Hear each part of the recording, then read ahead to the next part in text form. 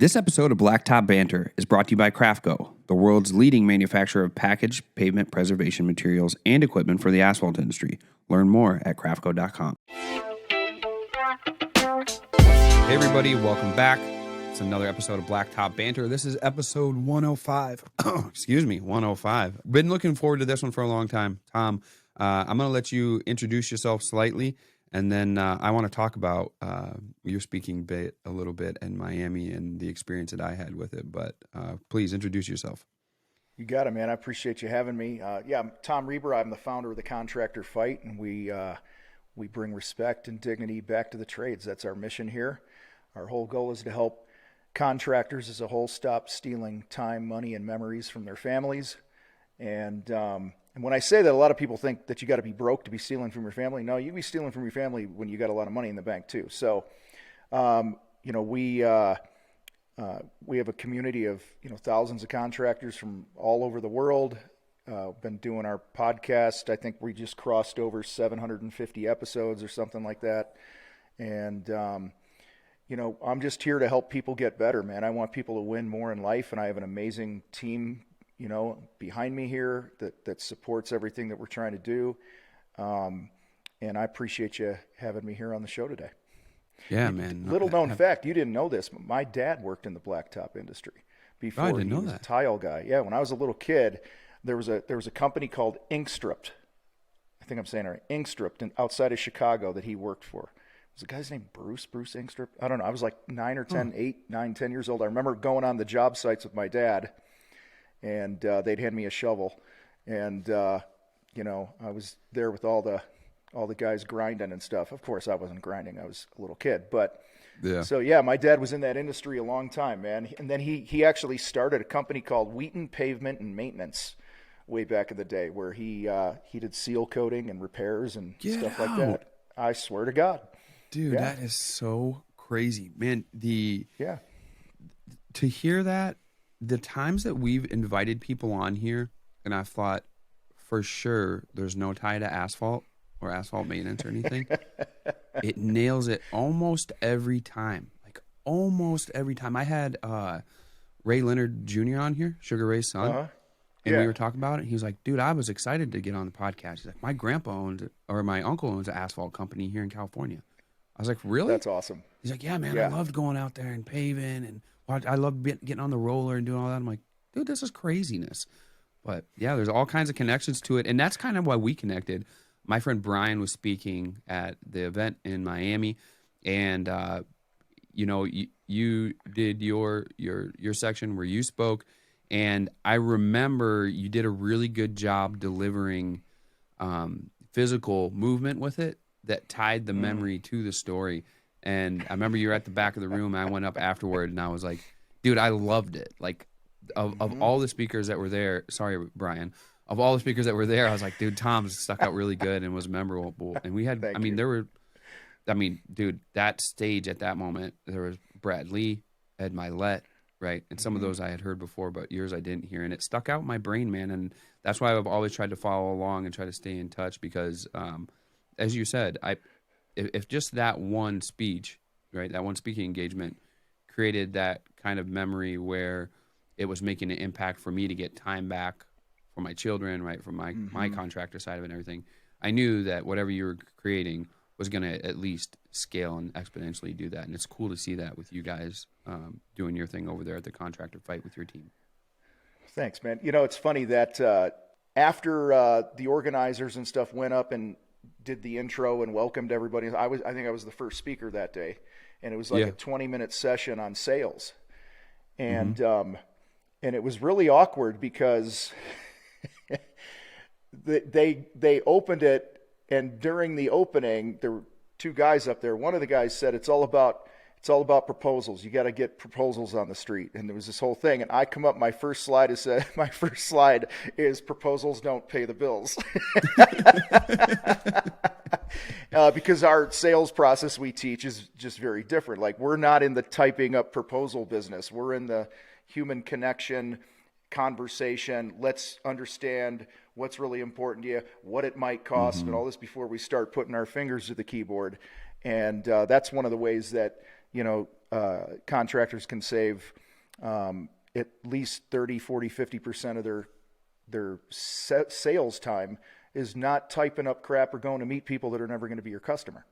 You know? Right. So that was an interesting, and it's funny, out of all the talks I've done, I've probably gotten more positive feedback from that one over the years at that 20-minute little thing they gave me than any other thing I've done, because I guess it was just different for that audience. I don't know, but Yeah, I mean, appreciate it. yeah, of course there's a contrast, but you weren't the only one to create contrast between things that the kind of the basic framework that they had set up and differences beyond that, right? So it was, I actually think the best parts of some of those conferences take place in the conversations in the crowd and afterwards when people can compare, right, what they heard, what they said, and how it applies to their business or their life or those types of things. But, you know, one of the parts of that, even though it was 20 minutes, that I remember is your stories about the businesses you created, how one would fail,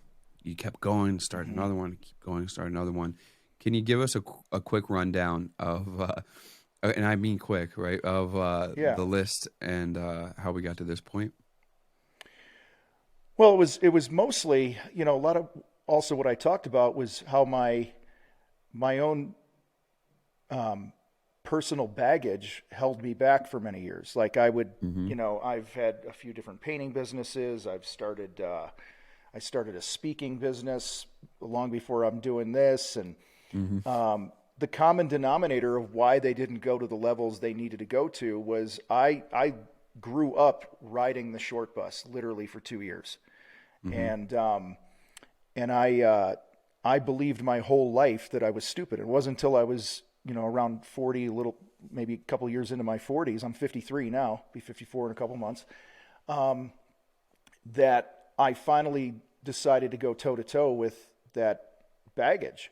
Like I've been in and out of the Marine Corps, decorated Marine. I've, you know, sold, you know, my painting business in 2012 to my partner. You know, sold millions, made money, been bankrupt, everything in between. But I mean, dude, I've like pretty much like just even with the baggage, I was successful. But then when I really went toe to toe with it, that's a whole nother story we don't have time for. But I just encourage people, like, whatever's holding you back, if you think you're stupid, that was my ball and chain, and it would keep me from speaking my mind. It would keep me from, you know, like I was a terrible student because I thought I was stupid, so why bother trying and things like that. Right.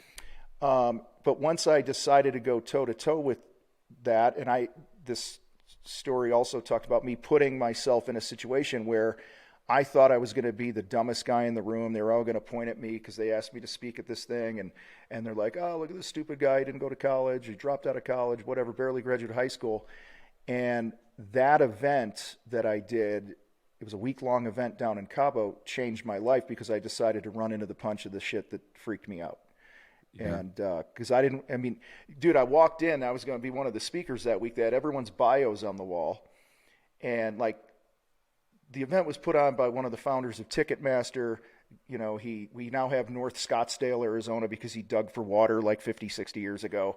Like, some big names in the room, right? And then it gets to my little bio. It's like 7 sentences long. That's like, you know, he's a Marine and he had a painting company and now he's here to talk to you. You know, and I only got in there because a buddy of mine was on the board of this thing. And he's like, dude, people need to hear your message. And I avoided going for 2 years in a row to speak at this event because I thought I was stupid. I mean, it's just that simple. So you have to run into the punch. You have to deal with those things. Like a lot of contractors, you know, avoid knowing their numbers because they're afraid of math or whatever, right? Just run into the punch. Become an expert on it. You know, leadership things, sales, marketing, whatever it is, whatever freaks you out, attack that stuff. If you don't attack it, it's holding you back. I promise you. Well, I want you to, I know that,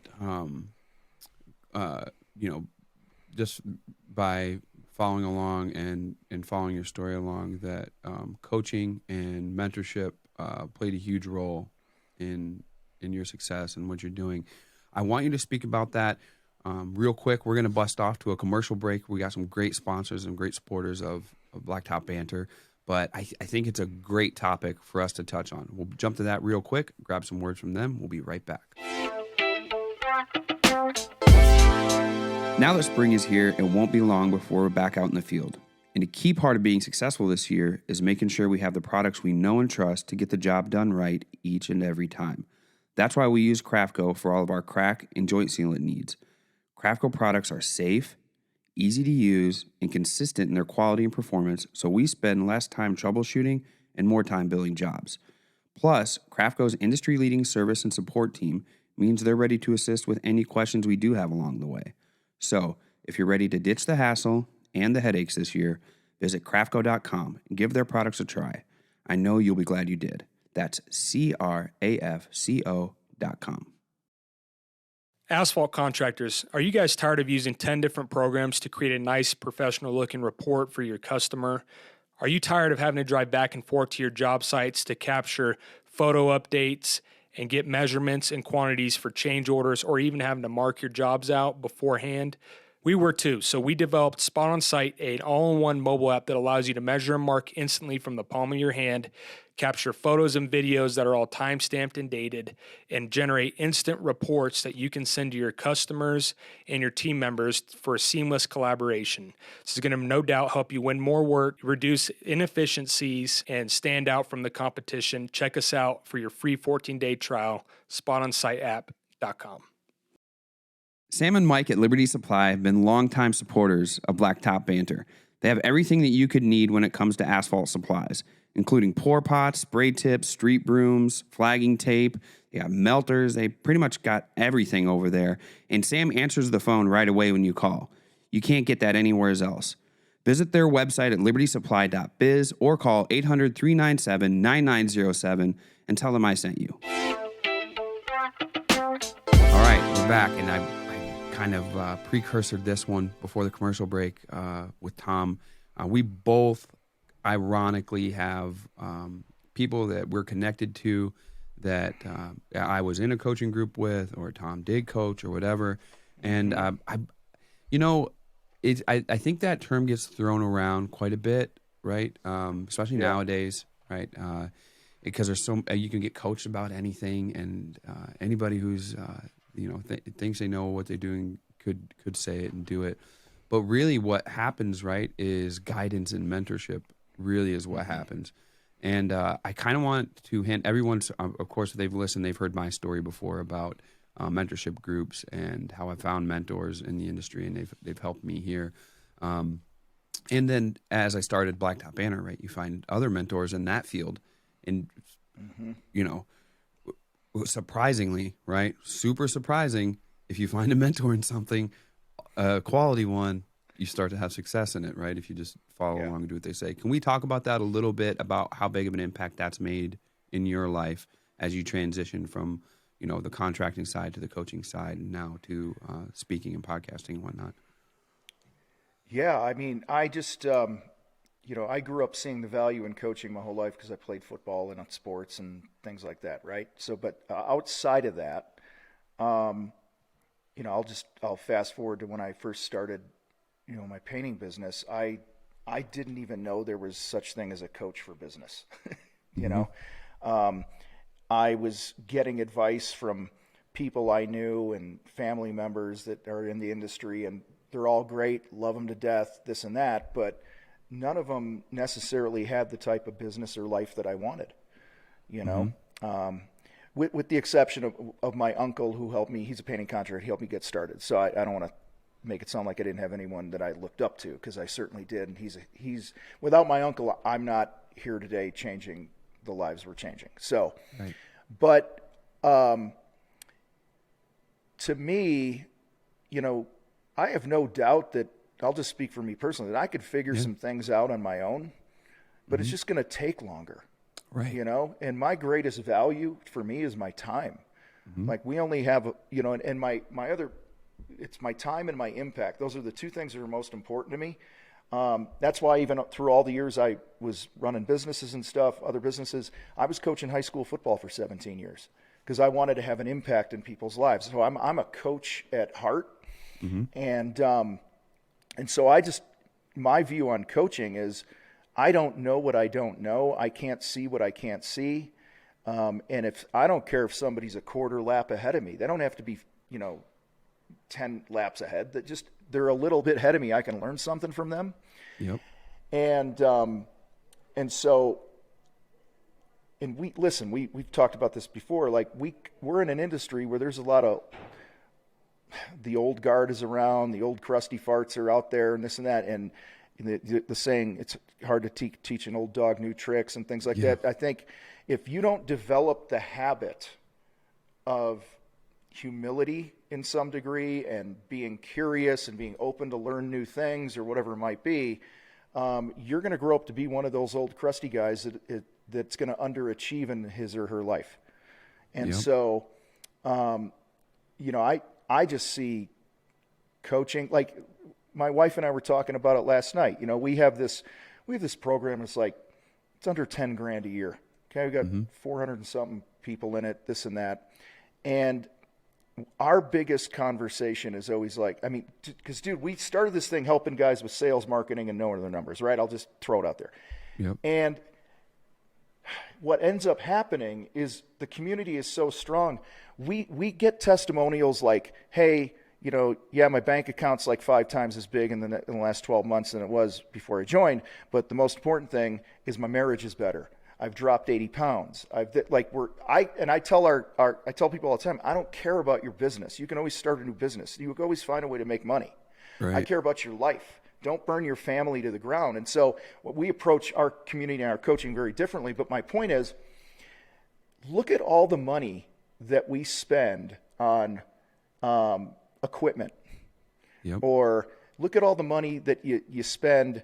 Payroll. Some people go to college. Let's just on themselves, right? Going to college, 50, 100 grand. I don't know, whatever the hell you go to school. Dude. But whatever the amount is, it's we have no problem doing that. But in the contracting world, it's almost like what I find. We've been doing this a long time, coached thousands of people. I find that the best people that come in and have the best results from coaching are the ones that have slammed their junk in the door one too many times and they're just tired of it. You know what I mean? Because we're stubborn. We're stubborn. We can do it better than our boss did. That's why we started our own business. And I hired my first business coach when I was a few years into painting, and it opened my eyes. I made another 100 grand in less than a year than I would have made without the coaching. And the coaching cost me maybe 15 grand. That's a no-brainer. It's an investment, but it's only an investment if you are, no matter who you're working with, right? I don't care who it is, what you're doing. I don't care if it's an online course you buy from somebody else for $47. Whatever you invest in yourself, you must have the intent to implement. You must have the non-negotiable. Yes. And so we have this thing where, every now and then we got people that are they click the cancel membership button, right? Well, we have this video that goes out to them when they click it where it's it's me. And I'm going, hey, you do what you want. But here's the thing. 99% of the people that quit the program, I don't even know their fucking name because you haven't been involved. Yep. Okay, you're not involved in the community. You're not on the 20-something calls we have a month to help you get better. So you do what you want, but also we have this 90-day onboarding thing it's a map we tell you to follow. And furthermore, when I look at your map, you only jumped on the intro video. You didn't go through any of the other stuff. Where have you been? And you're going to tap out? Yeah. So I have a little bit different style that where I'm you joined for a reason. You came in and you think just by osmosis your business is going to get better. Exactly. And one of our brand promise, I think every business should have a brand promise. Our brand promise is fanatical attention. When you're in the fight programs, you get fanatical attention. You get access to every coach, including myself. I'll see a post in the group, dude, of a guy struggling with something. I shoot him a DM. This is not a one-on-one coaching group. There's 400 and something people. Usually I shoot a quick video on an app or something. I shoot it over. I'm like, dude, saw your post about this. Try this, blah, blah, blah, this and that. Yep.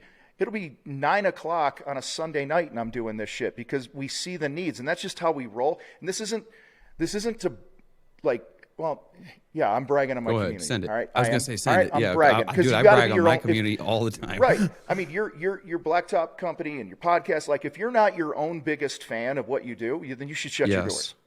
Right? Yes. You got to be your I own tell biggest fan. everybody And I'm that. just and without my team, without our team behind me, I am not anywhere having the impact I'm having now. So this is not a Tom thing. This is a fight thing.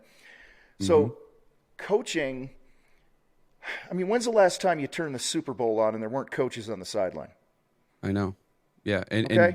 Or freaking they bowling. don't look like the players look like. You know what I College mean? bowling. If you listen to Jim Gaffigan, the comedian, he's like, I'm watching TV and their college bowling's on, and the kid walks over to the coach, and the coach is whispering in his ear, and Gaffigan's like, what could he possibly say? All right, Jimmy, this time I want you to knock all the pins down. Like it's just. Yeah. But like every elite performer in anything has a coach. All right, I got like 3 of them right now. And how long did Michael Jordan? Dude, I was have just coaches? gonna say this. Yeah, and then he was with Tim Grover. Right? He ended up, Tim Grover. He went Tim Grover, like, dude, because he needed beyond what it was already. He already capped that out. One thing I was gonna say is I got a friend, Will James. He's been on the podcast now, a great friend of mine. We talk fairly often. He played the NFL 10 years, right, for the Giants. And I was telling him about how hard I was going here at Blacktop Banter, how hard I've been going at the businesses, and my sleep and everything else. He's like, dude, what? He's like, you're gonna burn out. And I'm like, well, I'm just waking up right earlier and putting in more time, effort, and energy. And he's like, you can't do that. He's like, you're trying to perform at a high level, and I'm willing to bet you're not drinking enough water. I'm willing to bet your diet's not right. I'm willing to bet you aren't exercising regularly because you're trying to get up early and crunch more time in. He's like, you're gonna implode. And within 3 weeks, I think it was last Tuesday, I was like, yep, I hit the limit. Like, I don't even want to do anything. Yeah, he was totally right. And he's like, you know who told me that type of stuff? My coach, right? And it's like, yeah, I get it. I mean, that's what we're trying to perform as. It made sense finally of like, dude, I know I need help yet in that regard, right? So I wanted to talk about one thing that you were speaking about before that is how you have to be in order for it to work the way that you want it to work when you get somebody to coach you, right? You can't go in and just be like, there's something I'm not seeing, and I need you to tell me what it is to fix it, right? It's like, well, no, that's not really it. Like you were saying, you get your junk slammed in the door enough. Literally, you get to a place of humbleness of, you have to get to the point of, okay, there's something that I don't know. And there may be multiple things that I don't know. There's got to be a different way, man, right? Like at some point, if you don't get to that point. Way. Right. Now, hopefully you don't have to go through all that pain, but. No, and you have an ego. If you have too big of an ego, you're going to be like, well, there isn't anything anyone else can tell me about it. It's because of this. And you make an excuse. And because of that excuse, then you don't get humble enough to be like, okay, I'm a badass. I know I'm a badass. And a real badass has coaches. Every badass athlete you've ever known in your entire life had coaches, right? I mean, Usain Bolt trained for 10 years to run for 9 seconds. You know what I mean? Right. It's like, dude. That's pretty fast, by the way. Dude, super fast. Here's the thing. Here's a question I have for anyone listening. All right. Do you want to be an elite performer in your trade, in your profession? That's a question. Do you want, yes or no, do you want to be an elite performer? I'm writing some down because I don't want to forget either. There we go. Do you want to be an elite performer? And if you do want to be an elite performer, then I highly suggest that you put yourself consistently in a situation to be highly uncomfortable. Okay? And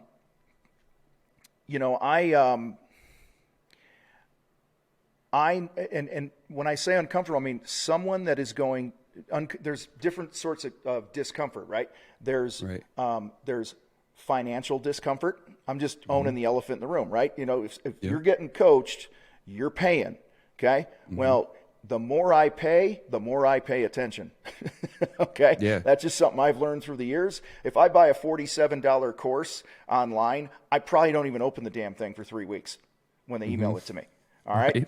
Right. But like right now, I pay well into the 6 figures a year for coaching, okay, for me personally, and I'm taking notes, I'm paying attention, I'm saying like, hey, turn the heat up on me. And I want to say this also, like, so if you want to be elite, if you want to be mediocre, average, all that other crap, keep doing what you're doing. But if you want to be elite, then find somebody that is going to stretch you, push you, all that stuff, make you radically uncomfortable. Part two, this is just my own personal philosophy. My expectation of my coach is not to hold me accountable. There's so many people that come into these groups or hire a coach and I'm going to hire a coach to hold me accountable. If you need a coach to hold you accountable, I don't think you have what it takes to be elite. No, you're all right. Because back to something you said earlier that triggered this is the thing I wrote down is before you hire a coach, before you start a business, before you set a goal, whatever it is, you have to answer the question with absolute clarity. What do you want? Yeah. What are you after? Okay. Yep. When I hired my coach, I'm like, this is what I want. I want to perform at a higher level here. And I outlined some things and this is where I want to be and this and that. I was very specific with those things. And I find that a lot of people struggle in life, business, their fitness, their relationships, whatever it is, because they never get clarity around exactly what they want. In my book, I talked about a guy that he didn't hire me because his ego, it was more important for him to have 20 vans on the road than to actually make the money he said he wanted to make. It's a long story. Right. But anyway, he says, I want to build a $5 million business. And I said, okay, what's the motive behind that? He says, because I want to be able to pay myself $250,000 a year. And I said, so you're telling me, or I said, so if there were a way to pay yourself $250 a year and not have a $5 million business, and you could do it with a, $1.5 million business, a $1 million business, what would happen then? He's like, no, I want a $5 million business. He was so tied to the $5 million business. Okay, so there was a whole conversation behind it. But the point is on the flip side, I've had people come to me and I go, all right, you want to jump in this thing, you want to work with us or whatever. Why? What do you want? Yeah. Okay, well, I want to make more money. How much more money? Yep. Well, I'm not sure. Okay, well, then call me back when you're sure and we'll have a conversation. Mm-hmm. Okay, like whatever it is. So if you're working with a coach of any size, I don't care if it's a fitness coach, a relationship coach, you go to marriage counseling, that's still coaching to me, right? Yeah. You go to relationship counseling, you go, okay, what do you want? I'd be like, I want a hot, steamy relationship with my woman. I want connection off the charts. I want us to have this, but you know what I mean? I want us to feel like have some clarity. The more clarity you have, then the second most important thing I believe is once you have clarity, then you identify the shit that needs to be done consistently, those daily, I call it winning the moments, little stackable things throughout the day that move you closer to that, and be consistent with those things over time, and you will be blown away by how quickly you get where you want to go. Yeah. So, I think you hit the nail on the head there. And like one of the major keys in order to gain ground in anything is that consistency.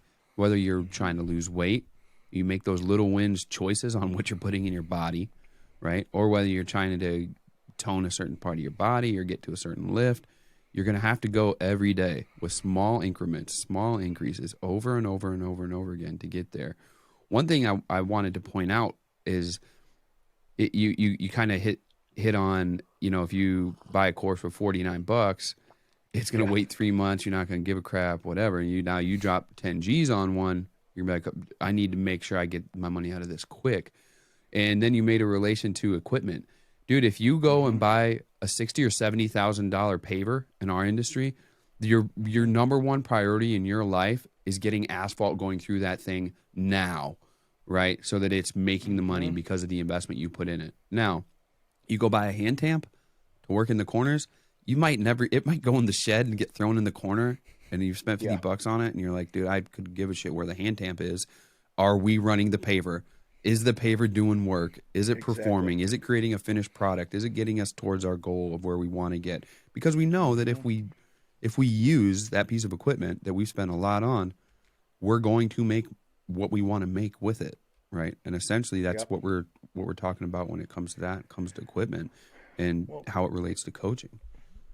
yeah, and we talked about implementation. I mean, this is where I see most people struggle, and I get it. There's life, there's kid issues, there's health things, there's stress, okay? But success doesn't care how you feel, okay? Yep. Like, it takes what it takes. It doesn't care what you feel. And so, dude, if I opened up a company in your industry tomorrow, okay, Yep. the first thing I would do is find somebody who knows more about it than me, Yeah.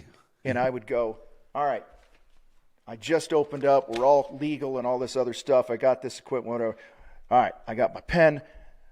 Marvin, what's the first thing I do today?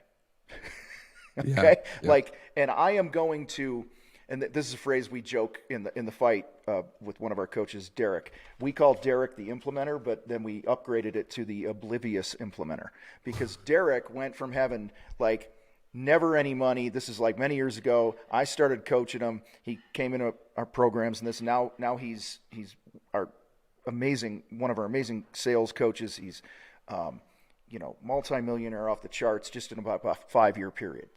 No, it's longer than a 7-year period. And when you asked, this is fresh in my mind because we did a training last night, Derek and I, on for our group. And I go, Derek, how'd you get there? He goes, I just did what you guys told me to do. Yeah, perfect. I mean, Yep. he's like, and almost like, not oblivious, like check your brain at the door. But an Yep. example is, I told Derek, I'm looking at his numbers one day, this was many years ago, and I go, dude, your gross profit's too low. You're never gonna get off this hamster wheel. I said, you need to bid every job at 50% gross profit and sell it there and produce it there. So if it costs you $5,000, you charge at least 10. Like, that's one of our rules in the fight, right? And there's always little exceptions out there, okay? But get the point. And I don't know, month and a half later, we get back together. We look at his numbers since that last call, his P&L and his job costing. I go, dude, you crushed it, man. You had a 62% gross profit over the last month and a half. And he's like, well, that's what you said. I said, no, I said 50%. He goes, oh, I thought you said 60. So that just goes to tell you, like, when you're just going, hey, Yep. he was obliviously implementing what he thought he heard, and he got what he put his focus on because he didn't question. A lot of us, and I do this from time to time. My coach will say, turn the heat up in me on something, and I'm just like, Yep. oh. You overthink. Dude, you you overthink it. Dude, there's guys in just my industry, right? do that it.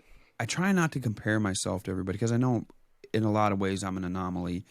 But we went to an event last night that was an opening for a friend of mine, Chris. They opened their own asphalt supply store, had some bulk tanks, and do whatever. And I was having a conversation with somebody there about some other contractors that we knew, and they're like, man, like, they went past where I was, right? And they did it in a short amount of time and did whatever. And I was like, there's a good chance that person doesn't have some of the traits that I have to fight off of overthinking things, right? That they're just like, oh, I see. I buy this machine. I charge this much. I do that this many times. I make this much money. Okay, I'm going to buy the machine. And for me, I'm like, well, what's the market look like? Is it saturated? Where's this blacktop at? And how far is my net? How far am I going to have to reach to have a service area using this type of service, which is kind of new? So I don't really know. I'm going to have to market it this way, do whatever. That guy doesn't give a shit. He didn't care. Yeah. And then while I was him-hawing around, he went ahead and bought it, started using it. Word of mouth traveled. Next thing you know, he's got people doing it while he's flying his plane above my shop, right? Looking down and like, oh yeah, I remember when I used to go by it. Yeah, that's right. Hey, bud. Hey. Yeah. So yeah, would I ever know that I have to shut some of that stuff off in order to execute? Mm-hmm. If I didn't have a coach and didn't have mentors, probably not, right? And that's some stuff that you just learn. I tell people all the time, Tom, about changing their atmosphere. Yeah. Right. If you pull yourself from your group of buddies and all those guys around, like you were talking about your uncle and some of these other contractors around, if you're in that, that's where you're going to that's your ceiling, because you don't know anything more beyond that besides going on, unless you take risk and do that type of stuff. Now, if you pull yourself out and you're plopped into that group, like you were talking about when you spoke and you were like, I didn't go there because I didn't feel like I should be speaking at this. My bio was this big, and these guys was this big, and do whatever. Next thing you know, you get put in that situation. Over time, your bio starts to grow, man. You're like, oh, this is what I've Well, become. it's funny you bring that up because, not funny, it's just great you brought it up. The fact that, you become who you hang with, right? So, if you're overweight, chances are the people you hang with are overweight. If you're struggling financially, chances are you're hanging with people. And what I learned when I really, I came out of my bankruptcy and all this other stuff, huge long story, but I start putting myself in rooms where I'm by far the dumbest guy. And I don't mean like in the short bus baggage way that I had before, right? Right. And we'd be sitting around having something to eat, maybe having a tequila or whatever it was, and the guys at the table would say things like, they're having conversations like, dude, it's only 45 grand. What's the problem? Yeah, dude. Dude, it's only 100 grand. Or no, I ain't getting out of bed for less than $5,000 a day. And like these, just it wasn't like on a main stage somewhere, right? They're conversations that you're having with people that are winning higher than you. And I was coming out of a season where I was so broke that I used to say, I can't wait to get back to zero. You know what I mean? Like, I can't wait to get this, like, zero look good. So when I sat at the first time I did that, I sat at this table and this guy said, I forget what it was. It was whatever. It was 45 grand. He goes, it's only 45 grand. He was talking to somebody else. And in my mind, I went, God, 45 grand. I thought $1,000 was a lot of money. Yep. But when you start hanging around this, you start to become that. Yep. If you're open to become that. Yep. And on the flip side, the people I had been hanging with, I love them. Okay, let's just be clear here. We're all, I get it. Intentions are good. It could be family. It could be old friends or whatever it is. Yep. But generally, most contractors are hanging with other contractors that have a shitty mindset about success and personal development and money and what's possible and all these other things. And all they do is they just bathe in their misery together. Yep. Okay. And that's why the average contractor across all industries, isn't earning to their potential. I don't care if you're making $1 million a year right now in your pocket. Okay. There's another level. Yes. Okay. So stop stealing from your family. And again, that could be, you're stealing money. Okay. That's great. Or it could be, you're making all this money, but maybe you're stealing time and memories because all you do is fucking work. Yep. Right? Or maybe you're stealing time and memories because you've worked so hard, you've checked the money box, but you're out of shape and you're not going to live as long as you should live to spend the time with your family. Like, get where I'm going here. So you don't learn this and you don't become this without clarity of who you want to be and how you want your life to be, and reverse engineer it and get yourself in the room with other people that are thinking that way. Yeah. So it's, and I'll tell you right now, one of the biggest challenges for me, just because I'm always about owning my crap. I don't know if this is my crap. It's just, I have to work really hard to be connected to people. I live in Colorado Springs. Our contractor fight team is spread across the United States. Our coaching is mostly virtual unless I go to a workshop or I speak somewhere. So I'm not often physically around people. Mm-hmm. Where you could just chill out in the office and have a conversation at the end of the day with like-minded people. You know what I'm saying? So this is a thing in our culture. I talk with my CEO all the time about, like, dude, how do we make this more fun for everybody? How do we make this where we can connect more, where it's not just, everyone's doing their jobs and they're doing them at a high level, but you know what I'm saying? Like, it's a challenge, dude. When you have it's, like, I miss the days when I worked for my uncle, where you probably can't do this anymore, but this is 1993, okay. 4. I was 8 years old, Tom. Okay, yeah, whatever. Well, we used to get done.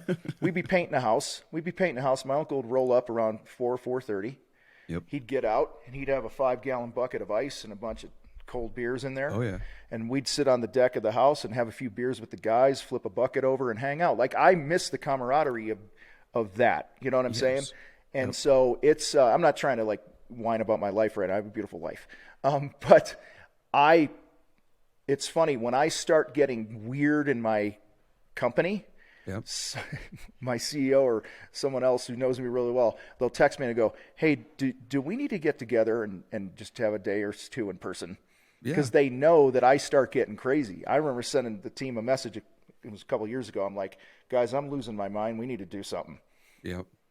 And for us to get the whole team together somewhere, it's $50,000. So it's not like it's this cheap thing to do. But I'm like, that's an investment because we have to. When I get together with people that are on my team, I'm reminded of why we love each other. I mean, I don't mean to get cheesy here, but like I believe that like silence separates. Yeah, it does. When you have too much in a marriage, any relationship, in a company, like guys, if your team isn't a tight knit team right now, and you're not having regular meetings and having some fun or whatever it might be, I guarantee you it's creating separation in the team, because there might be one guy in the company who. Like one crew leader thinks this guy's a dick and this guy thinks this because they don't hang out enough, right? But when you hang with people, I'm reminded like, oh yeah, we like each other, Marvin. Yeah. We're not that different. Yeah. We were just talking about that. So we have the Blacktop Banter Success Group, which is our coaching community group. And like on the whiteboard, I write up, dude, we have to have an event at the end of the year. And, I can kind of feel like, okay, are we charging? No, I don't think so. Like, I just need to get the guys together. Like, I need to get everybody together. We need to talk about stuff. We need to eat dinner. We need to hang out, have some drinks, look at equipment, talk about what we do, everything. And then, beyond our group, like if other people want to come that follow us, sure, we need to do that. People that are friends of the podcast and whatnot, it's like, yeah, if you're a friend of Blacktop Banter, we want you to come here where we are. And I always get these looks of like, this isn't a sound monetary investment. I'm like, dude, I'm not doing it for monetary investment at all. I'm doing it because we need it. We need to be connected. We need people to be connected. We need them to understand that we are all really, really similar. One thing I wanted to touch on is the reach that you have and the things that you do, right? So we talk about the book and HGTV and the events and all that. I want to get into that. We're going to grab a word from one of our sponsors, advertisers for Blacktop Banter. As always, we thank them for their support. We'll be right back. Dynapac continues to make an impact in the asphalt industry, literally.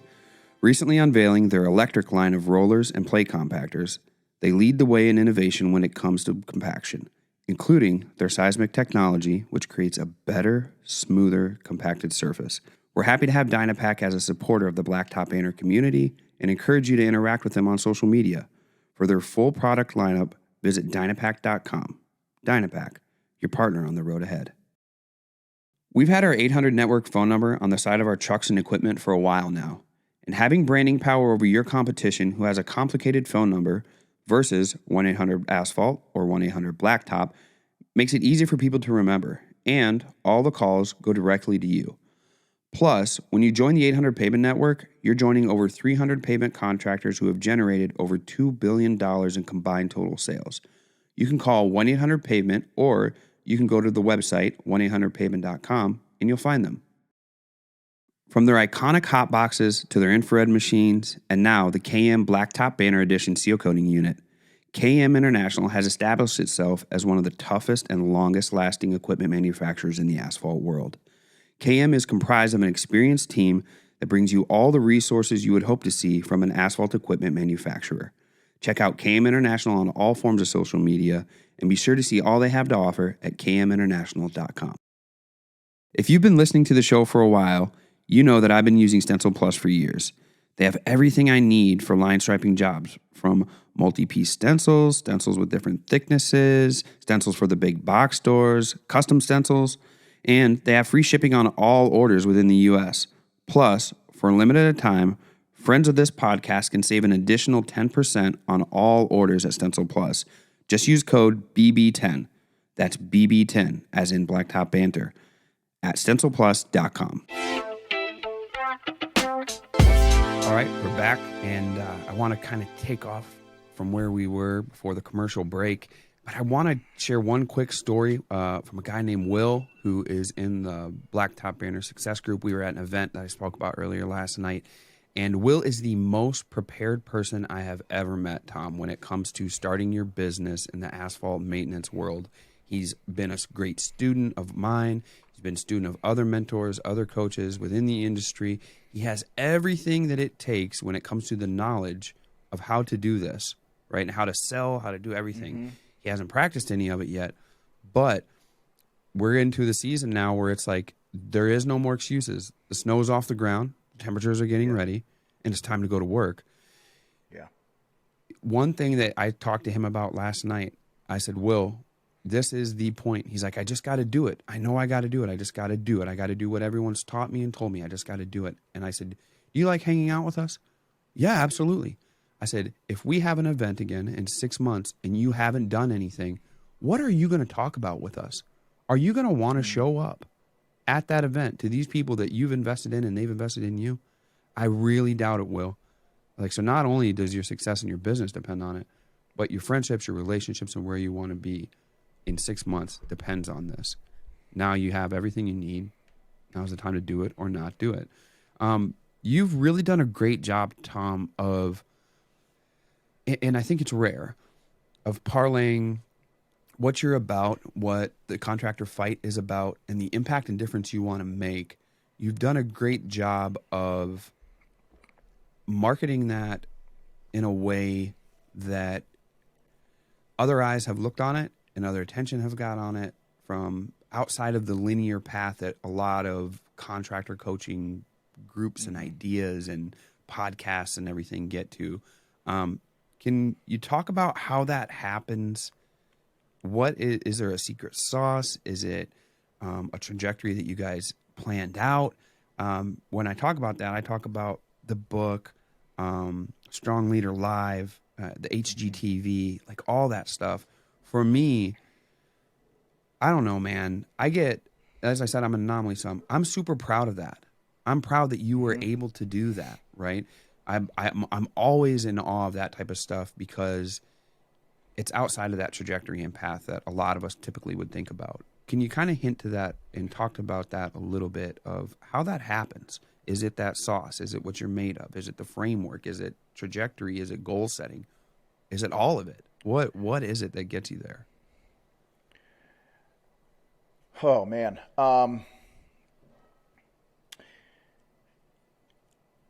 Many years ago, I made a commitment that I would never not be myself fully, authentically ever again. I lived. Parents were divorced at 6 months old. I grew up. I had four. I'm holding up 8 fingers. 4 parents. I had 4 parents growing up, and we always knew I was loved. All that other stuff. Like, I don't mean to paint some picture. I've had this. I had overall pretty good childhood. We were the people on usually the poor side of the tracks, or whatever. But having 4 parents from the time that you can remember, right, as a kid, was tough in the sense that, like, I'll just give a quick example and then tell you why I have to be me. One parent one mom would say, "Who do you want to spend Mother's Day with this year?" Mm-hmm. And your answer is you're going to let somebody down. Mm-hmm. Senior night, my senior year of football, we were state championship team out at Wheaton North High School, this and that, outside of Chicago.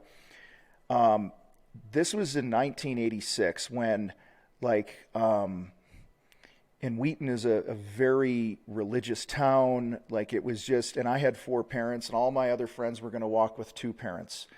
And I chose 2 of my parents and not the other ones that night. And that is by far the greatest regret in my life, is I gave a shit what other people thought about. Mm-hmm. And I should have walked with all 4. And I was too much of a puss. Okay. Yep. Like, I was for all, this is like a counseling session we can go into, right? But anyway, yeah. So, and then I brought that into my first marriage. Like I would just not be myself, not share my mind. I brought it into business partnerships. I brought, I just never felt I was totally being me unleashed. Take me, leave me, like me, hate me. Yep. And probably a decade ago, I just said, I'm not going to live a duplicitous life anymore, because living a duplicitous life, when I'm one guy with you hanging out with my buddies having a beer and I'm a different guy in the kitchen with my wife, that's a problem. Yep. I want to be the same guy. And a friend and speaker that I heard shared this many years ago, and he shared this, and that was the moment for me. It was actually that event that I was talking about where I went to. And during that event, I'm in the back of the room weeping as he's sharing, like, living a duplicitous life, not being truly who you want to be and need to be and who you think you're meant to be. And this isn't some like rah-rah speech. You go be you, right? This is just, and so when I first started speaking and coaching, it wasn't called the Contractor Fight. And we were plugging along and this and that. But it was a new space for me. I had come out of being a contractor. This was a new space. I was coaching, I was speaking. I didn't know how they did it there. And I made the mistake a lot of business owners do, right? We give a shit about things like the going rate. We give a shit about how other guys are doing it. Now, we just came off talking about find somebody who's successful and copy them. But the way I was bringing it to it was like, what was missing is I wasn't bringing me to it. Mm-hmm. I was, you see these other names in the speaking world, the coaching world, the online business world, whatever it is. And I would go, oh, that's how I have to be. Yes. If that makes sense. And so for the first couple of years, I wasn't me. And then Neil, who's our CEO, he wasn't at the time, but he was doing marketing for us then. And we were really old friends. Mm-hmm. He calls me up one day. He goes, I'm flying out. We're going to get an Airbnb. We're going to hole up for a couple of days, and we're not walking out without a plan for what we're doing and who we're going to be as a company.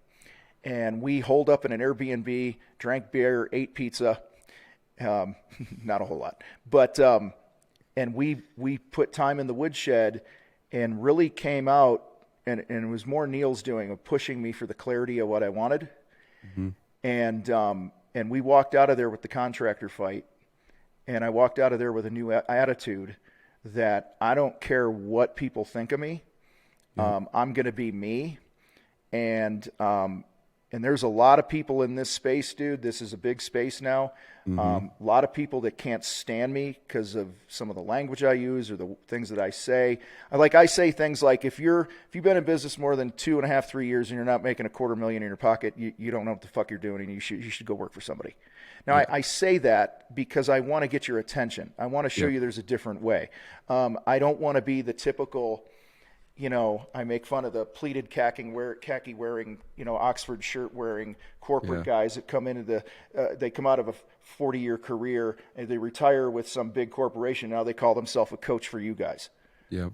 Who has no idea what it's like to make a payroll, and all this other crap that we deal with as business owners. So I'm me, and I take the leash off. I try to keep it on from time to time. I get a little crazy. And here's what I would say. To answer your question, the growth that we've had, the attention we've gotten, is rooted in me not giving a crap. Yeah, number good. one. Okay. Number two, I don't know any other way other than to get up every day, take the hammer, and go hit the rock. Yep. And you're going to hit the rock. You got a big boulder. You guys know this. You hit a boulder, you don't see nothing. You hit it 5 times a day. It might not break for a year, right? Yep. But then that 366th day that you've hit it, the thing shatters, right? Because there's every time you hit it, something's happening under the surface. And so our podcast, man, I think it was a year. It was at least a year before I had a month where we had more than 1,000 downloads. Yeah. Okay. It was at least 100 episodes in, I think episode 104 is when I introduced the contractor fight. Like that was our thing. And so those first 100, it was just hitting the rock, and nobody listened, nobody cared, and nobody cared until I just decided to go. I'm taking the leash off, and I'm going to call it like I see it. Yep. And and then crazy things happen after that, man. Like it's, I get this series of emails from a guy named Tyler going, "Hey, we have an idea for a TV show for you to host," and I deleted the email, because you get these things, right? These weird things. These people hit you up, right? And he kept coming back and kept coming back. Like 4 months later, I go, "All right, you got 10 minutes." And it was legit. It was just funny. It was legit. It's crazy. I had one season of a show called Unfinished Business that aired in early 2022. Now it's streaming on Discovery. They decided that, they didn't want to renew it. Talked to a couple other people. And HGTV was great to me and all that. So I'm not ripping on them. I think it was the wrong network. Some of the feedback was, and I was very gentle on the show, but some of their feedback was, I come to HGTV to escape, not to get coached. So, because, depends on what they're trying to escape. Being a coach, right? So it's all good. It was a great experience, and met a lot of really good people and learned a lot. And it's planted another seed for a vision in my mind. I might start my own network. So cool, dude. That'd be badass. Dude, so here's the thing, and I think we both kind of probably resonate with this idea that I've come to terms with about my journey, right, and my path is, if I would have stayed the trajectory that I had in my mid-20s, late 20s, I would never be talking to you for sure right now. Never would I have been speaking and doing the podcast live at Heinz Stadium where the Steelers play. Never would I be friends with Will James. Never would I be friends with Spencer Boyd from NASCAR, James Rowe from IndyCar. What a great addition to a lifeline that was trajected one way, to be able to make the mindset shift to go the other way and be like, yeah, we had a TV show. Dude, I can guarantee you, if I ask everybody today that I meet if they had a TV show, they're going to say no, right? But if you ask everybody that you know today, Tom, who has spoke at an NFL stadium or did a podcast live at an NFL stadium, that list is going to be pretty short too, right? Absolutely. So yep. I'm totally humbled by that, and I don't say that to brag, but I say that in order to say there's a fire and a light and a trajectory within everybody. If they're able to shed the structure that was put on them and impressed on them by society or influence or whoever was around them, and you're able to achieve things. You're able to achieve more than what you thought you were, business-wise, contractor-wise, of course, but also life-wise, right? These relationships, these valuable relationships and moments. And when I know by listening and paying attention in certain circles that when I get to the end of my life, that's what I'm going to be wishing I could trade my money for, right? Are these relationships and moments that I'm having right now and creating along the way. If people want to connect with you, whether that's social media or just in general, maybe follow along, do whatever, where can they tune in? I'll say tune in because we just got off the TV show, but where can they tune in, listen to the podcast, follow along what you're doing? They're going to be obviously spurred on, like you were talking with me earlier about the impression and cracking the rock after a while. It takes a while, man. Something starts in somebody. There's a spark somewhere. And I think that sometimes we're around in order to help fan that flame a little bit, right? Where can they catch some of that with the contractor fight and yourself? Yeah, well, if they want to connect with me, go to @RealTomReber on Instagram.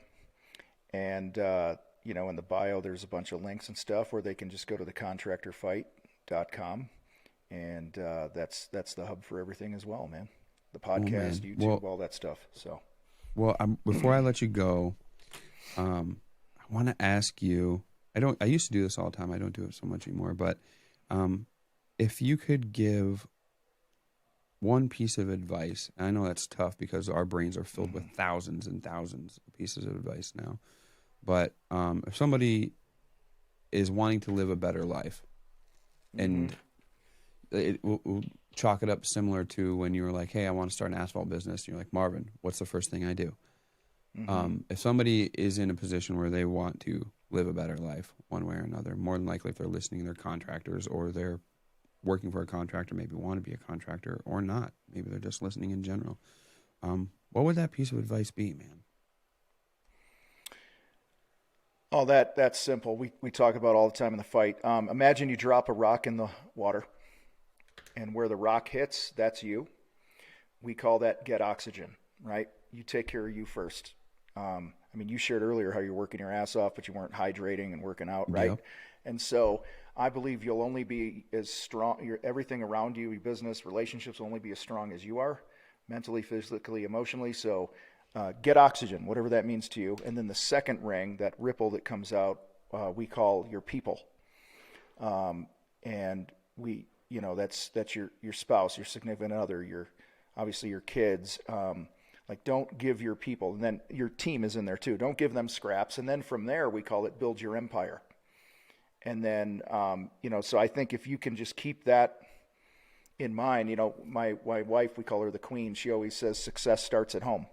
Yeah. Okay. And it starts at home with me, and then to my people, and then to the business. And I get it. There's, like, you guys in your industry, a lot of trades guys right now, they're going into the hustle and grind season, right? Yep. But you know what? I think communicating at home and just going, hey, babe, we're going to be nuts for a while. So can we get a couple weasel dates on the calendar here for the next week? Yeah. Like, for sure. The queen and I, we have date time every day. Okay. It doesn't mean we go out and have a big date, but we have time every day, even if it's 15 minutes where we're sitting down and we're just hanging and we're looking in each other's eyes and we're connecting. And I've seen too many people burn it to the ground in the name of building a business, or whatever that success is. So take care of you. It's not selfish. And getting oxygen isn't going out for beers with the guys on Thursday night. That's not what I'm talking about. Okay. Read a damn book, pray, work out, eat right, whatever that means to you, right? To be stronger, because then you're going to be stronger for everything else. So. Cool, man. It's great advice. Great advice. And I think, it's a lot, we talk about coaching and mentorship and whatnot. Isn't it so much better to try to learn that not the hard way? Right. That's why I get fired up. We get a young guy who's like 23 who joins our program. Like, he just, like, I've seen my dad and my uncle and my friends like screw this up, and they go into business and they're like, I'm going to invest in this from day one.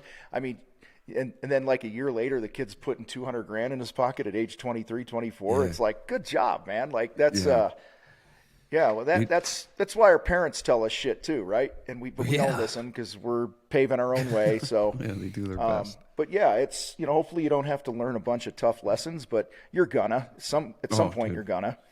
Yeah. But and this, I know you didn't ask this, but just on my heart to say it. Those of you that have teams and you got your people and stuff, when you show up in the morning, and you see them at the office, it's, hey man, how are things at home? Yes. What's going on? Especially now with the grind, I've made this mistake in the past where we're grinding in the crazy season, and I need to be mindful of what toll that might be putting on their families. Mm-hmm. And that's tough to do when it's money making season. I get it. It is. But that also builds the type of culture that people want to be a part of when they know that you give a crap. So. Yeah. And it's not just about the almighty dollar, and I love money, man. Don't get me wrong, but and I want my people to make a lot of money too. Yeah. But let's make sure that we're, again, it goes back to the ring, right? It's the get oxygen, my people, then the business. So, I mean, and I'll shut up after this, I promise. I had an employee whose baby died, was sick in the hospital for a whole year and I don't think it ever went home. The baby ever went home. Mm-hmm. A whole year, and died like the week of its 1-year birthday. The worst part, well, not the worst part for them, but the worst part as a leader. I didn't know that he was going through this in his life until the baby died and I went to the funeral. Mm. Like, he was a model employee. You would have never known. He was an awesome guy. Yep. And I felt like the biggest failure because for a full year, him and his family are going through this really crappy time. And I was too self-absorbed into growing the business and my own issues and all those other things that I just, in hindsight, I'm like, I wish I would have been in the habit just going, hey, man, how are things going? This and that. And our company was great. The guys covered for him and stuff, and I'm super proud of them. But it's like there's a lot of things happening in your people's lives that, and this goes back to retention too, right? Like, people wonder why their business is a revolving door. It's because you don't care about them. Yep. Derek, who I mentioned earlier, one of our sales guys, he says every interaction he has with a human being, he pictures they have a sign around their neck that says, "Make me feel important." Dude, a stellar piece of advice. Yeah, I just said it. So, I don't know, man. I'm getting all sappy now, so we better stop. No, man, you hit the nail on the head. I mean, it's easy, right, to try to. We as simple as we can make things, it's complicated, man, and it keeps getting more complicated. But yet, the answers seem to be simple, right? Just care. Right? Yeah. Elon Musk was on a podcast, right? He said the answer is love. No matter what the question is you have or whatever the problem is, the solution is always love. And it's like, yeah, I think it is, man. Whether it's self-love, whether it's your team, whether it's your people around. We've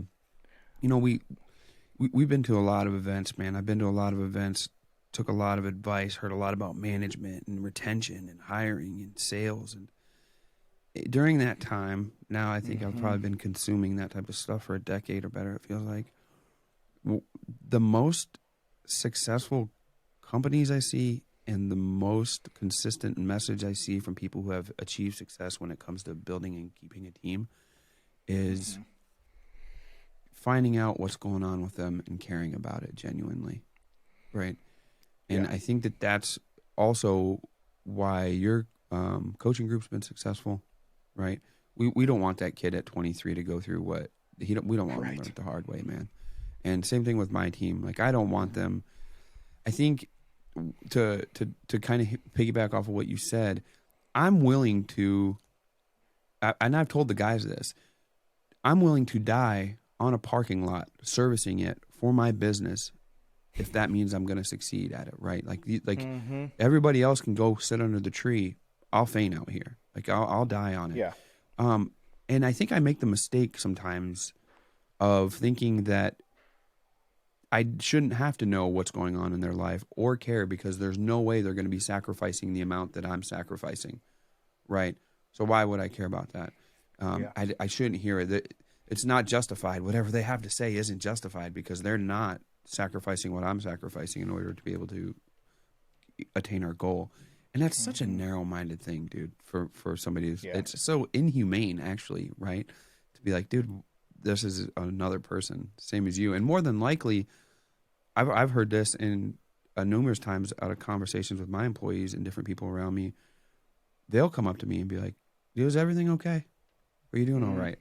And I'm their leader, right? I'm their employer. I'm the guy at the front. And I shrug it off like, yeah, I'm fine. And meanwhile, like, they're, behind the door, that's just on fire, right? It's like, well, I can't show them, but I am showing them, right? So take notes in humanity, right, man? Take notes in humanity. I think we'll all do a lot better. Tom, dude, it has been an absolute pleasure, my friend, connecting with you here on Blacktop Banter. I'm hoping we get to do this more. There's a few things I think you probably wrote down and I wrote down that we could elaborate on really, really well in future episodes, future conversations. We would love to have you come on Blacktop Banter Success Group, talk to the guys one night, especially at one of our meetings and one of our things. To touch on that real quick before I sign off, if you are curious about Blacktop Banter Success Group, you can go to blacktopbanter.com.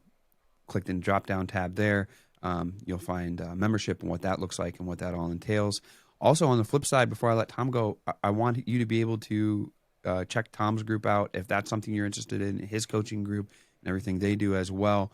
Be sure to jump on the Contractor Fight. Tom, dude, next time we're doing it again.